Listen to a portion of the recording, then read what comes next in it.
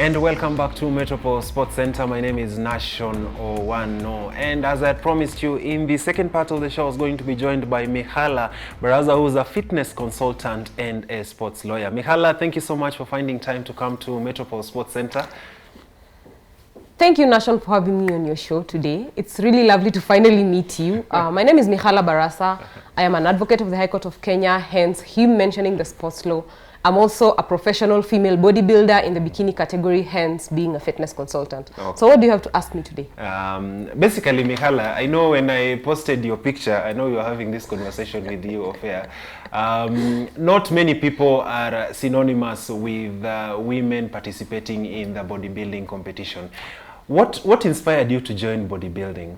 Somebody would want to understand.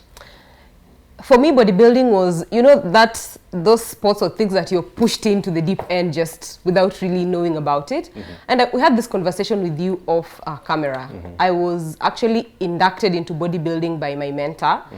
My fitness mentor is a bodybuilding athlete in the figure category. So she took me to the first competition. She was like, let's go. You just check it out. Mm-hmm. See how it goes. Look at everyone. Look at the ladies in the bikini category. If there's any of those ladies you feel like you look better than, I would want you to get into the next competition. And I went, you know, like the way you're happy, you're like, let me go see what this is about. Yeah. And then you, for lack of a better word, you torture. You're like, I'll go, like I'll be there in the next competition. When the next competition came, she bought shoes, she paid the registration fee, she prepped me, and she said, all you need to do is show up. I showed up. That was Mr. and Miss, it was an African championship, Mr. and Miss Musclemania Africa 2015. And I actually won the competition in my category. So that's how I got inducted into bodybuilding, and I actually enjoy it up to date. Okay.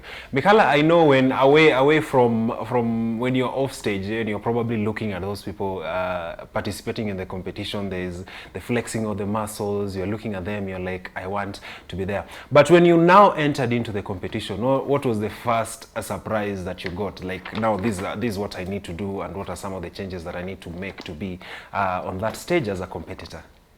I think the first thing, my biggest surprise was how humble and open the bodybuilding community was, because I used to imagine that bodybuilders are very reserved and quiet most of the time. Even the guys that usually have muscles and, you know, abs, they always look like, you know, they're just walking around looking all pretty and poised. I was actually surprised about how open and soft and nice they were to me.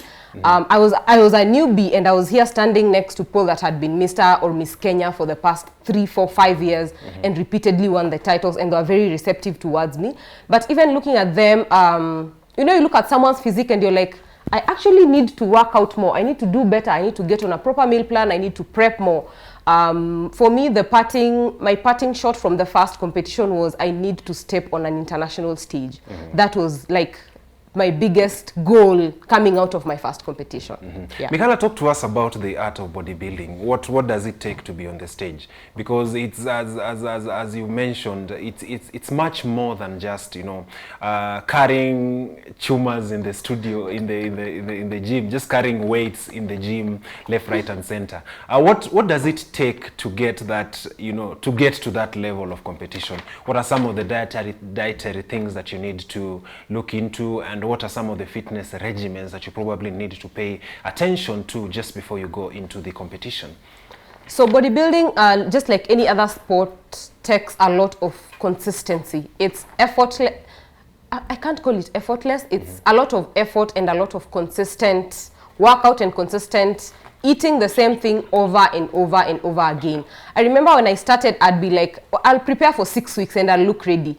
And of course, the first time you don't know anything, you're getting into it blindly, you prepare for 6 weeks, you don't place well in the competition. And then I actually learned that elite bodybuilders prepare for a competition for up to 52 weeks. And that's what happened in the last competition I went for in India. I prepared for it for a very long time. I think it took me almost 1 year to just prepare for that competition. So it takes a lot of consistency, and people like to make fitness and bodybuilding look like this big, complicated thing. It isn't. As long as you have a proper workout plan, a proper meal plan that you're following, it's basically just doing the same thing with stubborn consistency. You just need to be consistent. And you see, for me, bodybuilding is a sport of a lot of discipline. If you're not disciplined, I think even in any other sport you'll not succeed. So getting a proper meal plan, getting a proper workout plan, and following it consistently, that's where the secret to a great physique and participating in a bodybuilding competition is. Okay. We know from our home science that the basic foods that our body needs is carbohydrate, proteins, and vitamins. I'll talk to us about the balance of that when you're preparing for the competition. Which needs to be higher, which needs to be lower, which needs to be avoided altogether, so to speak. How do you play with that balance? Because carbohydrates, proteins, and vitamins, these are things that are readily and easily available to all of us. So from time to time we find ourselves binging on either of those types of food. So which ones are the ones that you need to consider more, and how are you supposed to be balancing that? So for bodybuilding and for a lot of sportsmen, what you need to have a very high intake of is the protein. Always the protein. Protein has to be your highest intake for bodybuilders. Then a lot of vegetables and vitamins, and you minimize on the carbs.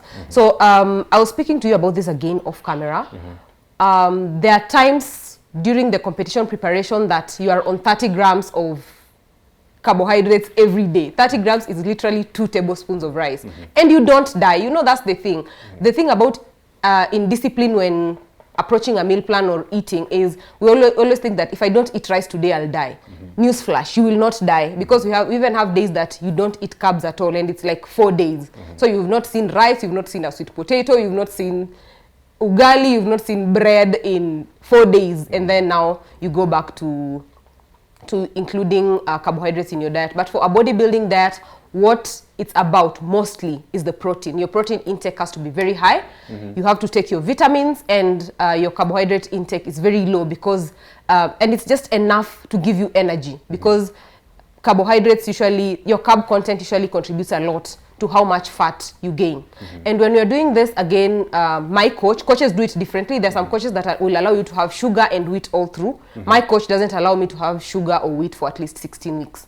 So 16 weeks to the competition, we drop sugar, we drop wheat entirely, and we work with simple carbohydrates and a lot of protein. Okay. Yeah. Maybe interesting that you mentioned the issue of weight and carbohydrates. How does one go about that? Because the reality is many people out here trying to lose weight, you know, and we were talking about this, that there are people who are trying to lose weight, and what are some of the things that they need to do to lose weight? Because the reality is most of the people want to lose weight because of, you know, it will look cool on the gram.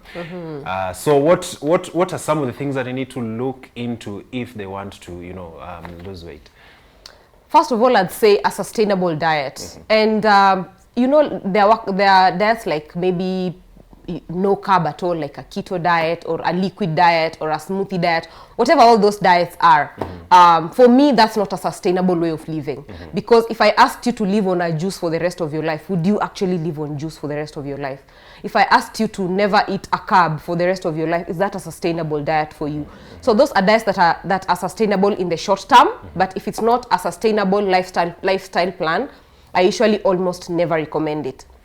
Another simple thing about weight loss is it's always about calories in, calories out. The amount of calories you take into your body and digest, that's it. So if you're working out, maybe you burn 500 calories in a day, and you eat a meal or a diet that has 4,000 calories. It's counterproductive. That's why people keep telling you, or fitness enthusiasts and trainers keep telling you, you cannot work out and then go and attack a whole box of biscuits. It's counterproductive. It will not help. You have to work out and still be very conscious about what you eat. And like I said, consistency. If you've decided I'm going to be, I don't really have a problem with indulging in your favorite meal. For me, my favorite thing is bread and biscuits, but I don't have to eat bread and biscuits every day. I will not die if I ate bread once a week or I ate biscuits once a week.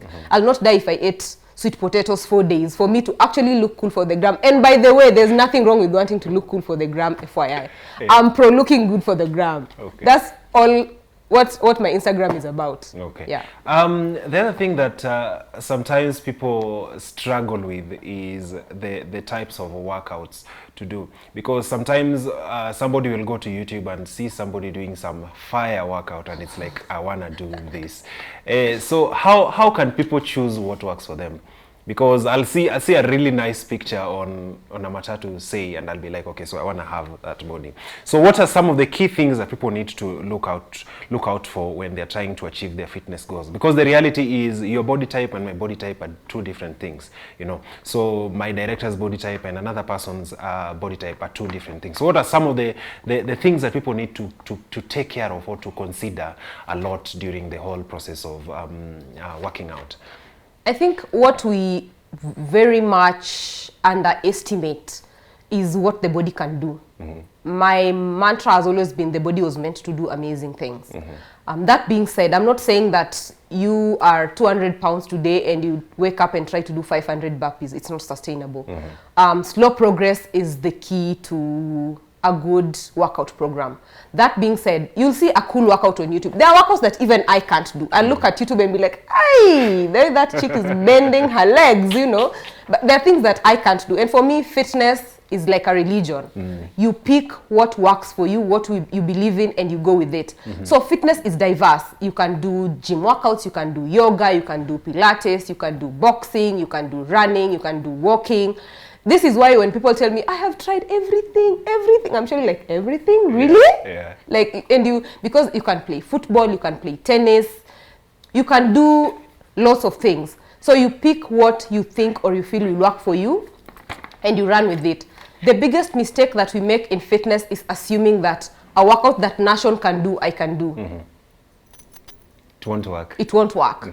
And most of it is, again, for most people, is if you don't have a coach, it's basically trial and error. There are some simple workouts on YouTube and there are complex workouts on YouTube. Know where you are. Are you a beginner? Are you an intermediate? Are you advanced? Start from a beginner. There's no shame in being a beginner. Start from beginner, move to intermediate. Soon enough, you'll be where Nation is. Yeah. That's usually my take on it. Okay. Interesting you mentioned the categories of fitness. Sometimes I open my workout app and I'm tempted to go expert.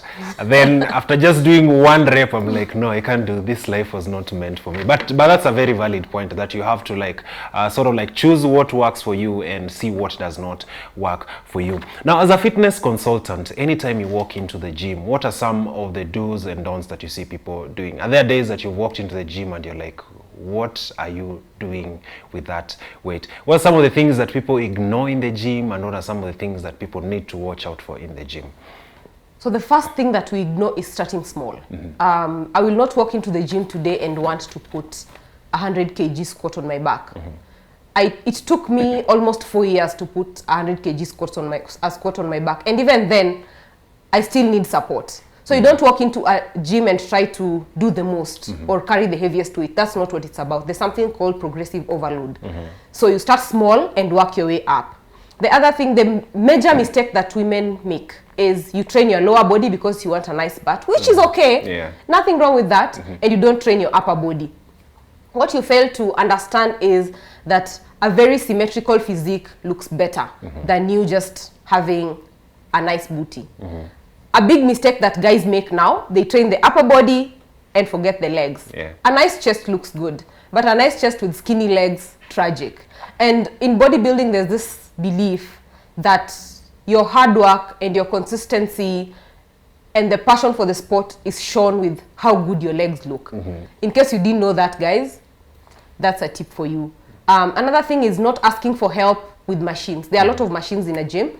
You come, you see this machine, you're like, oh, I want to try. But there's always a trainer or someone that can help you work with that machine. So those are just basically 4 things that I think are mistakes that people make in the gym. Okay. Mikhala, as we wrap up the second part of the show, what is the time frame that people can give? Let me just confess that I think I'm one of those guys who probably wakes up in the morning, does 2 push-ups, and then I look at my body and I'm like, I can't see the difference. You know, I can't see, nothing has happened. Then the whole of that day I'll end up being stressed. So what's like the time frame that people need to give before they can actually say, they can actually see the results of their working out?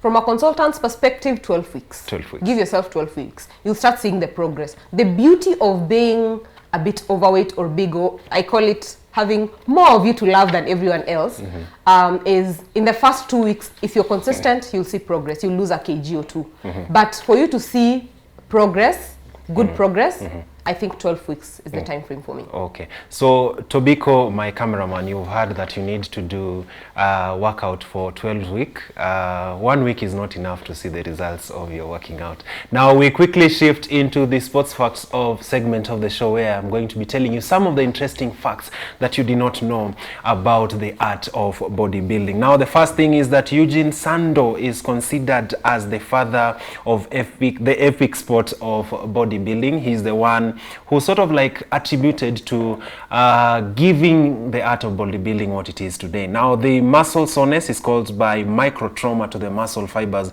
which can be increased by the eccentric negative portion of an exercise. The other interesting thing is that lifting weights is a time to stimulate muscle growth, not burn calories. An intense workout will only burn around 200 to 300 calories. No matter what workout you choose to follow, give it enough time to work. Mikhala has already mentioned this. That is something that you need to consider. The scientific name for increasing muscle size is known as hypertrophy. A training session should last no more than 90 minutes. After 90 minutes, any time you spend training is working against you. Then you will make more gains with consistent workouts than you will with extremely intense workouts over a short period. Then finally, you don't need a gym to build muscle. Training with your own body weight is a great way to build functional muscle. This sort of goes out to people who are saying that I don't have money or I don't have time to go to the gym. You can still work out at the comfort of your house and achieve the body that you want to get. I know there are people right now who are already waiting for the lockdown to be lifted so that they can start flaunting their summer bodies. Well, that is, it's possible. You don't have to go to the gym. You can still achieve it at the comfort of your home. Well, with that, we take a short commercial break. After the break, we are going to be continuing the conversation on the art of bodybuilding, and apart from that, we are going to be talking about matters sports law. See you after the break.